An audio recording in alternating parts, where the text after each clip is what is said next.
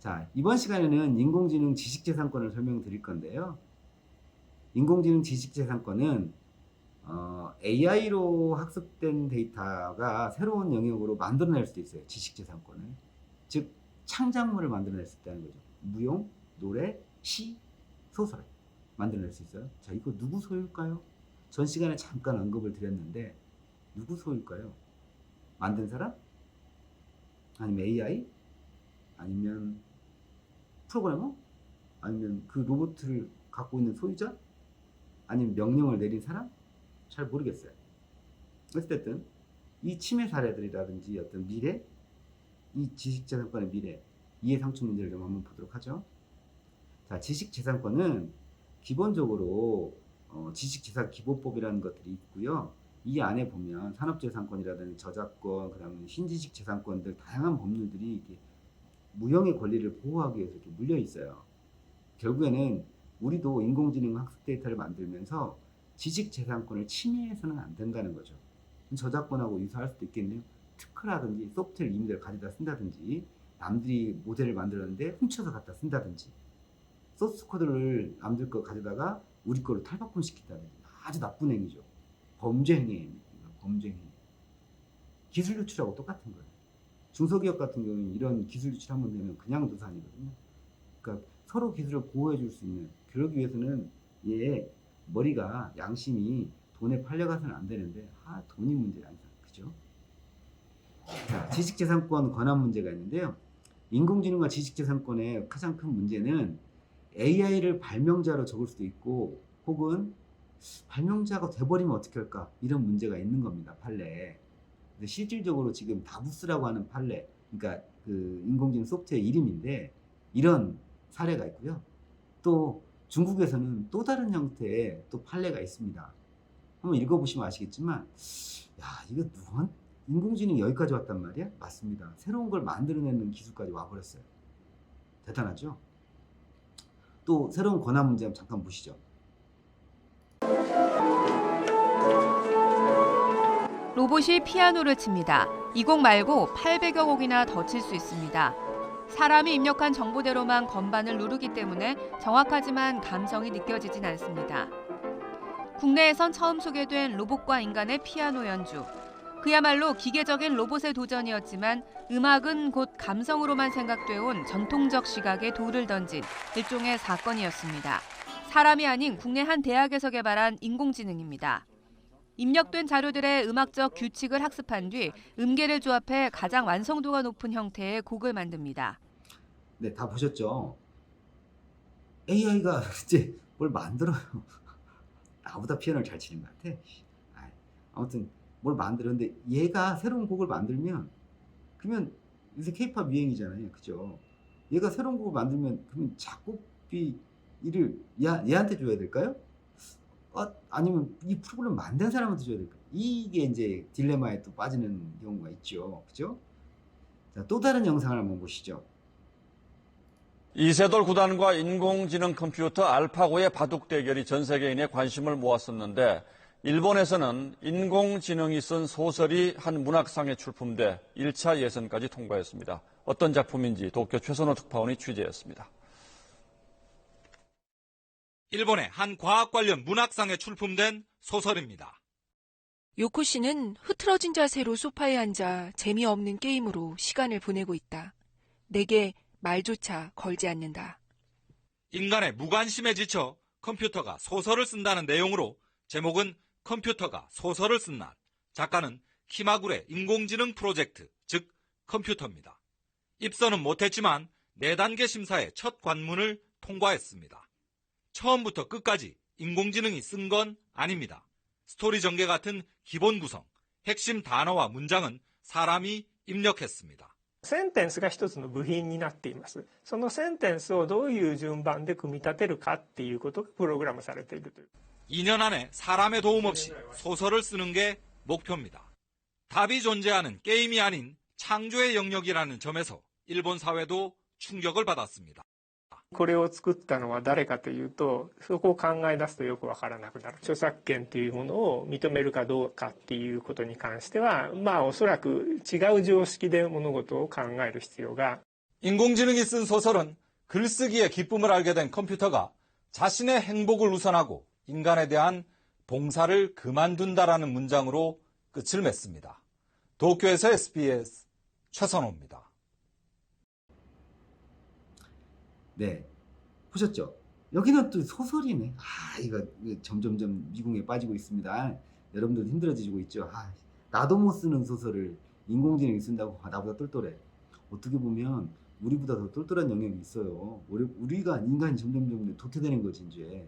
이거 심각해지긴 하겠지만 어찌됐든 인간이 귀찮은 거나 새로운 창작물을 또 이렇게 하는 것들에 인공지능이 이렇게 투입된다고 봤을 때는 사실 좀 겁이 나기도 합니다. 그죠?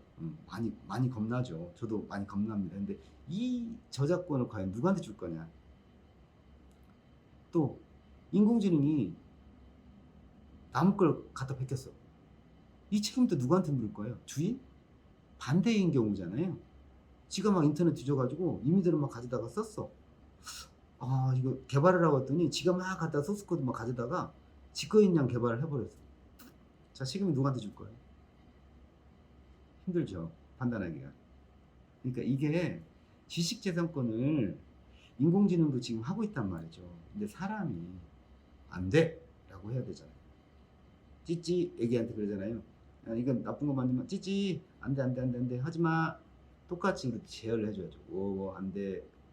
아이야 안 돼. 인공지능은 안 돼. 이걸 가르쳐줘야죠, 계속. 그러니까 정확한 라벨링은 이러한 학습 데이터를 할 때 과정에서 OX에 대해서 명확히 알려주면 좋은데, 그리고 OX만이 아니고 세모도 필요해요. 때로는 정확한 데이터를 만들기 위해서는 O가 필요하지만 O만 만들 때는 오버피팅이라고 하는 과적합이 떨어져요. 과적합이라면 말 그대로 극을 달리는 거예요. 애기가 좌우 편향된 사고를 가진다는 거죠. 그러면 안 돼요. 자, X만을 가르쳤을 때는 애가 나빠. 그러면 세모라고 하는 게 바로 양심적, 도덕적 양심 영역인데, 이 세모는 참 애매모호해요. 구축할 때 과연 세모를 써야 될까 말까. 근데 필요에 따라서는 써야 될 필요가 있는 경우도 있습니다. 하지만 현재는 OX를 명확해 주는 게, 식별 체계를 명확해 주는 게 우선이고, 그 다음에 이걸 계속 학습시키면서 세모를 조금씩 줘서 범위를 확대해 주는 것이 좋다고 저는 개인적으로 생각합니다. 자, AI 미래를 보시면 새로운 특별위원회를 설치하고 뭔가 새로운 정책을 통해서 이 저작권에 대해서, 지적재산권에 대해서 보호하거나 영역을 만들어내려고 하는 지금 움직임이 좀 있어요. 그래서 뭐 디자인도 하고 있거든요. 인공지능이 건축물도 만들고 있어요. 건축 디자인도 지가 하고 있거든요. 대단한 거야. 그러니까 얘들이 그 영역을 어떻게 할 거냐. 또 미술을 그려요. 복사기처럼. 근데 이게 창작물일 거냐 과연.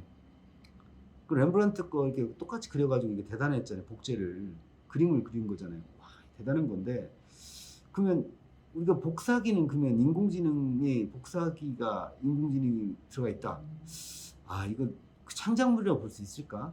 이건 좀 생각을 해봐야 될 것 같아요. 자, 결국에는 지식재산권을 우리가 지키는 것도 좋고 보호하는 것도 좋지만, 인공지능이라고 하는 새로운 영역을 가져갈 때는 먼저 선행한 사람들의 기술이 필요할 수도 있잖아요. 창조 속의 모방 속의 창조. 그렇죠? 그렇다면 남들이 쓴 데이터, 남들이 쓰고 있는 소스, 남들이 쓰고 있는 뭔가를 보고 영감을 얻을 수 있어요. 이 자체는 나쁘다고 저는 보지 않아요. 왜냐면 지금도 여러분들한테 제가 가르치고 있지만 여러분들이 먼저 아는 저보다 더 전문가도 계실 거잖아요. 근데 어쩔 수 없이 라벨에 왔으니까 그래 네가 하니까 의무교육이라니까 듣고는 있는데, 아닐 수도 있잖아요. 더보다 뛰어날 수도 있고. 하지만 기본적으로 이렇게 공유 개념에서 남들 걸 먼저 본 다음에 내 거를 창조하는 것도 저는 바람직하다고 봐요. 새로운 영역으로 진입할 때는. 그때 보면 이제 나오는 용어 중에 하나가 오픈 소스라는 게 있어요. 이 AI 학습용 모델 쪽에 특히 많이 복사되고 많이 회자되고 많이 개발되는 영역 중에 오픈 소스 프로그래밍 쪽이 많이 쓰고 있거든요. 근데 아주 나쁜 친구들은 말이에요. 일부 아주 나쁜 친구들이 있어요. 개발자 중에서. 자기가 한 것도 아닌데 복사해서 경영자들이나 이 비전공자들은 잘 모르니까 속여요. 자기 코드 시켜서. 정말 나쁘거든요. 그래서 소스 코드 나중에 이제 보면 저한테 이제 걸리면 혼날 텐데, 오픈소스 검토를 하기도 해요, 저희들이. 그래서 오픈소스 매칭되는 것도 찾아내기도 하거든요. 근데 이런 어떤 오픈소스 무조건 가져다 쓰는 게 좋은 게 아니고요. 불안정해요, 오픈소스는. 말 그대로 이거 한번 해본 거예요, 그냥. 이 컨셉을 코드화 해본 것 뿐이에요. 혹은 컨셉을 정리한 것 뿐이야. 그래서 가져다 쓰는 것도 좋지만 불안전해. 그래서 많은 커스터마이징이 필요해요. 그럼 커스터마이징 되면 그게 네 거야, 내 거야, 내 거야. 이거를 똑같이 쓴 게 아니고 내가 다 뒤집어 엎어서 그 컨셉만 유지하고 만들어낸 거잖아요. 그렇기 때문에 그것 때는 또 커스터마이징이라는 단어를 써서 불안정한 걸 완전하게끔 만드는 게 때문에 괜찮거든요. 그래서 이 불안정한 사용 환경이 있고, 두 번째는 이 개발자들이 이렇게 문서를 만들거나 이런 것보다는 소스 코드에 심취해가지고 코딩하기 바빠. 그래서 문서가 좀 빈약한 게 굉장히 많아요. 문서를 대충 만든다는 거죠. 문서의 스킬이 좀 떨어지는 경우도 있고, 물론 두 개를 다 잘하는 친구도 있겠습니다. 그런 친구 빼고 대부분 문서가 약해요. 약하니까 이 문서를 보고 뭔가를 새로운 걸 뭔가 하기에는 너무 쉽지 않아. 만들어야 돼 또. 세 번째는 오픈소스를 할지라도 상업용으로 갔을 때는 달라요. 연구 개발용으로 갔을 때는 가져다 써. 하지만 너 돈 벌을 때는 이걸로 갔을 때는 너 돈 벌을 때는 너 돈 내놔. 아니면 이 소스는 상용화해도 돼 라고 하는 허가권이 있어요. 이걸 보시고 하셔야 돼요. 무조건 상용화할 때 오픈소스 커스터마이징이 내 거야? 아닙니다. 상용화 전 단계에서 필요한 것들은 사야 됩니다. 그 염두에 주시고요. 그래서 공짜는 양잿물도 좋아해? 이거 안 됩니다. 적절하게, 적당하게 제어하시는 게 좋습니다. 자, 퀴즈. 소스 코드를 인터넷 응용을 통해서, 인터넷을 통해서 무상으로 공개. 아시죠, 이제? 그죠? 이제 다 하실까? 하나, 둘, 셋. 오픈소스. 그죠? 공짜 좋아하지 마세요.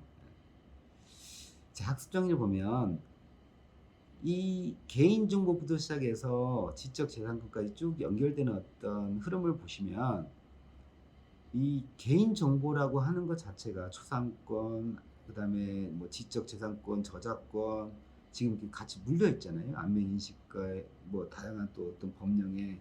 그런데 중요한 건 정보라는 테두리 안에서 움직인다는 거죠.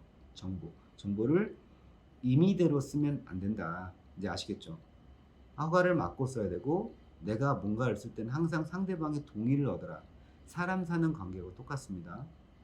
인공지능 사회도 사람 사는 관계하고 똑같기 때문에 사용자 동의를 얻고 할 경우에는 납득이 가나, 사용자 동의 없이 임의대로 하는 건 용서할 수가 없는 거죠. 그래서 법적 테두리 안에서 움직이게끔 하는 거고. 자, 두 번째는 지식재산권 또한 마찬가지로 상대방을 보호해야만 내가 보호받는 겁니다. 즉 상대방을 배려해야만 내가 배려받을 수 있는 거거든요. 그래서 이거 도덕적 양심에 호소하는 경우일 수도 있는데, 내가 먼저 배려받고 싶으면, 내가 인정받고 싶으면 상대방을 먼저 인정하고 수긍하고 그걸 가져다 쓰는 게 맞습니다. 즉 너 잘났어, 오케이, 인정. 자, 근데 네 거 갖다가 내가 더 좋게 만들게. 누가 뭐라 할 거야? 너 상용하는데 그래, 네 기술 아이디어 좋아. 이 아이디어는 내가 쓰긴 하는데 내가 너한테 비용 줄게. 대신 내 건 내가 만들 거야. 이런 어떤 딱 자존감 있는 그런 표현들, 어떤 지불 방식들 굉장히 중요한 요소죠. 이런 것들은 머릿속에 아예 딱 박아놓고 사셔야 돼요. 죄인지 죄가 아닌지를 아리까리하다 막 이렇게 표현하면서 긴가민가 하면서 슬쩍 발 빼는 아주 도덕적 양심이 없는 분들이 계시는데요. 그러면 안 됩니다. 이 사업은 라벨링 교육이긴 하지만 라벨러들이 이거하고 뭐가 관계 있어요? 라벨링 데이터 안에 이런 데이터들이 들어와요. 그러면 판단하셔야 돼. 이걸 계속 기계식으로 내가 기계처럼 따라갈 거냐, 아니면 이거는 목적에 맞는 거냐, 목적에 맞는지 가이드라인 통해서 확인하고 작업 지시 통해서 확인하고, 아닐 경우는 관리자님 이런 문제가 있습니다. 오케이. 이런 판단 능력 있는 라벨러가 전문 라벨러지, 시키는 대로 떠박떠박 하는 건 그냥 허접 라벨러.